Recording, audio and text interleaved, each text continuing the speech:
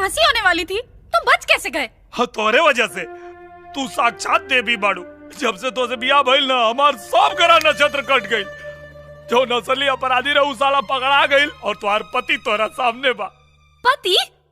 तुम जैसे जाहिल गवार को मैं अपना पति तो क्या इस घर का नौकर भी नहीं बनाऊंगी। का? तो जेल में जो हमारा साथ फेरा ले रहलू, वो सब नाटक रहे? हाँ, सब नाटक। लिखा था कि अगर मैं शादी नहीं करूंगी तो उनकी दौलत में से मुझे एक फूटी कौड़ी नहीं मिलेगी।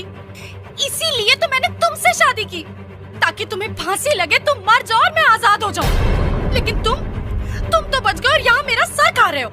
इसलिए फटाफट अपना बोरिया बिस्तरा बांधो और दफा हो जाओ मेरे घर से। हाँ, तो दफा ना कब तक तुर मुंह देखा। और हम तोरा के सती समझनी और ते तो डायन निकल ले।